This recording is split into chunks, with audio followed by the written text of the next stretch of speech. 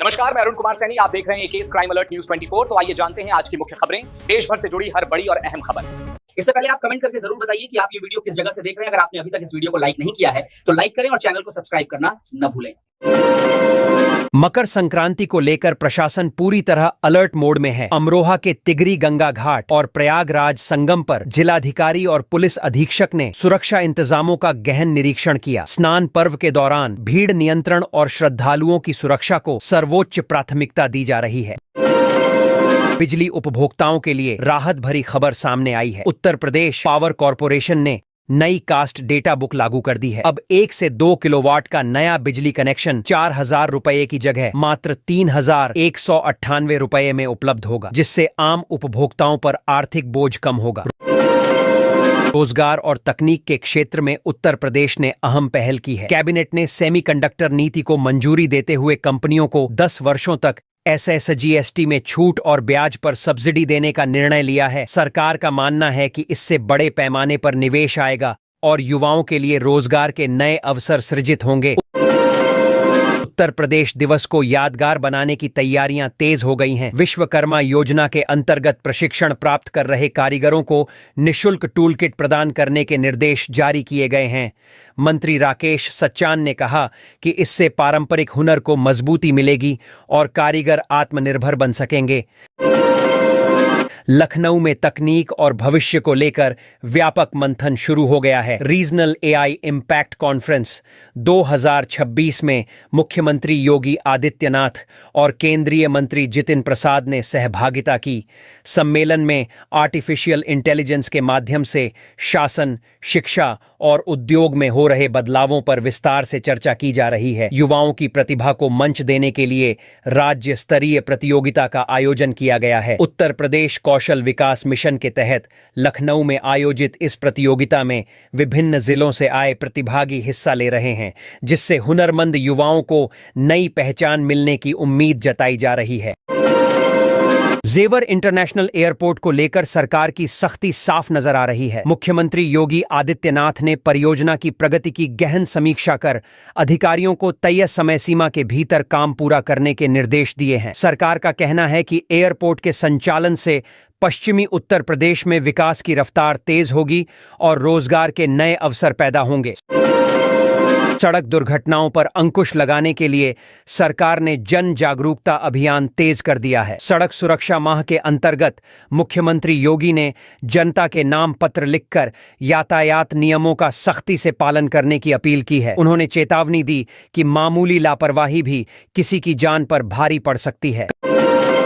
कड़ाके की ठंड ने मुरादाबाद को उत्तर प्रदेश का शिमला बना दिया है। न्यूनतम तापमान गिरकर 3 डिग्री सेल्सियस तक पहुंच गया है, जो दिल्ली और नैनीताल से भी कम दर्ज किया गया। 13 वर्षों का रिकॉर्ड टूटने से लोग हैरान हैं और सर्दी से बचने के लिए अलाव का सहारा ले रहे हैं। भीषण ठंड और घने कोहरे के चलते बच्चों की पढ़ाई प्रभावित हुई है। नोएडा और ग्रेटर नोएडा में कक्षा 1 से 8 तक के स्कूलों की छुट्टियां अब 15 जनवरी तक बढ़ा दी गई हैं। अभिभावकों ने इस फैसले को बच्चों की सुरक्षा के लिहाज से उचित बताया है।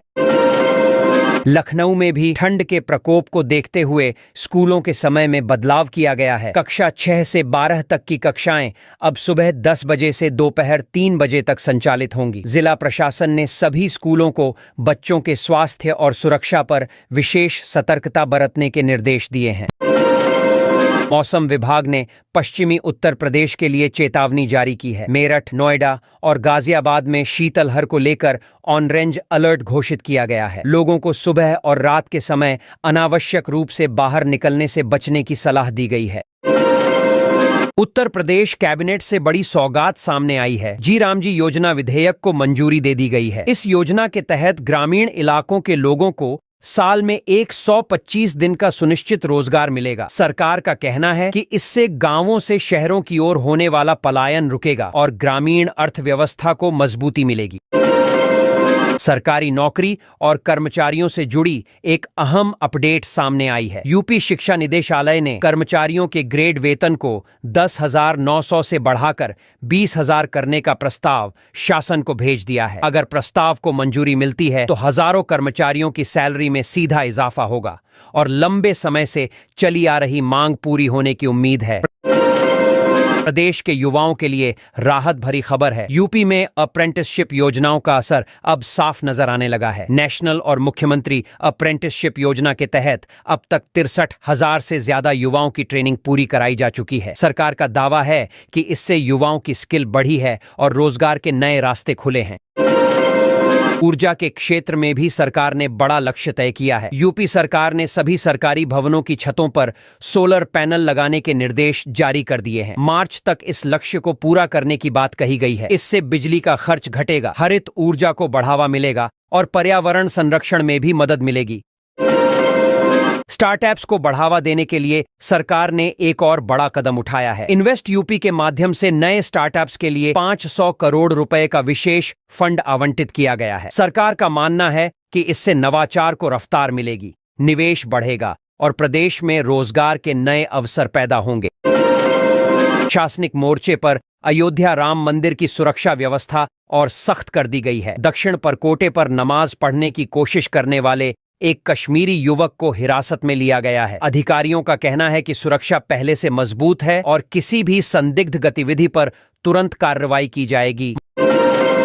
मौसम ने भी करवट ली है और लोगों को कुछ राहत महसूस हो रही है। पश्चिमी विक्षोभ के सक्रिय होने से यूपी के कई इलाकों में कोहरे से राहत मिली है। हालांकि तापमान में 2 से 3 डिग्री की गिरावट दर्ज की गई है। ठंड अभी बनी रहेगी, लेकिन दृश्यता में सुधार हुआ है। प्रदेश की सुरक्षा से जुड़ी एक सामाजिक पहल भी चर्चा में है। वाराणसी ज्वेलर्स एसोसिएशन ने फैसला लिया है कि बुर्का, मास्क या हेलमेट पहनकर आने वाले ग्राहकों को गहने नहीं बेचे जाएंगे। एसोसिएशन का कहना है कि यह कदम चोरी और लूट की घटनाओं पर लगाम लगाने के लिए उठाया गया है।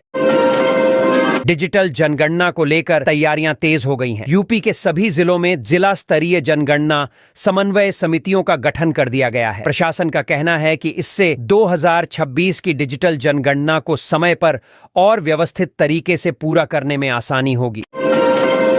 खेल जगत से भी अच्छी खबर सामने आई है। वुमेन्स प्रीमियर लीग 2026 में यूपी वॉरियर्स ने गुजरात जॉइंट्स के खिलाफ शानदार जीत दर्ज की है। टीम के संतुलित प्रदर्शन की हर तरफ सराहना हो रही है। इस जीत से खिलाड़ियों का आत्मविश्वास बढ़ा है और आने वाले मुकाबलों के लिए उत्साह भी चरम पर है। पशु कल्याण को लेकर उत्तर प्रदेश सरकार ने तकनीक को मजबूती से अपनाया है। प्रदेश की 4,366 गौशालाओं में सीसीटीवी कैमरों के जरिए 24 घंटे निगरानी की जा रही है। ठंड से बचाव के लिए गौंश को काऊ कोट भी उपलब्ध कराए गए हैं। सरकार का दावा है कि इस व्यवस्था से गायों की सुरक्षा और देखभाल पहले से कहीं बेहतर हुई है। बिजली उपभोक्ताओं के लिए इटावा से अहम सूचना सामने आई है। 11 केवी फीडर से जुड़े इलाकों में आज सुबह 11 बजे से शाम 4 बजे तक बिजली आपूर्ति बाधित रहेगी। विभाग ने रखरखाव कार्य का हवाला देते हुए उपभोक्ताओं से अपील की है कि वे असुविधा से बचने के लिए पहले से जरूरी इंतजाम कर लें। सड़क सुरक्षा को लेकर आजमगढ़ प्रशासन पूरी तरह सख्त नजर आ रहा है। जिलाधिकारी ने जिले में 48 ब्लैक स्पॉट चिन्हित किए हैं। इन सभी स्थानों पर सड़क सुधार के निर्देश दिए गए हैं। साथ ही अनफिट स्कूल बसों पर कड़ी कार्रवाई करने के आदेश दिए गए हैं ताकि सड़क हादसों पर प्रभावी रोक लगाई जा सके। ठंड के मौसम के बीच धूप निकलने से लोगों को बड़ी राहत मिली है। लखनऊ और आसपास के जिलों में सुबह की धुंध के बाद खिली धूप देखने को मिली। इससे जनजीवन कुछ हद तक सामान्य हुआ है। हालांकि डॉक्टरों ने अभी भी सावधानी बरतने और ठंड से बचाव के उपाय अपनाने की सलाह दी है। मेरठ में सियासी माहौल गरमाया हुआ नजर आ रहा है। दलित महिला से जुड़े मामले को लेकर विपक्षी दल सरकार पर लगातार सवाल उठा रहे हैं। कानून व्यवस्था बनाए रखने के लिए प्रशासन ने पुलिस को अलर्ट पर रखा है। अधिकारियों का कहना है कि स्थिति पूरी तरह नियंत्रण में है और किसी को भी माहौल बिगाड़ने की इजाजत नहीं दी जाएगी।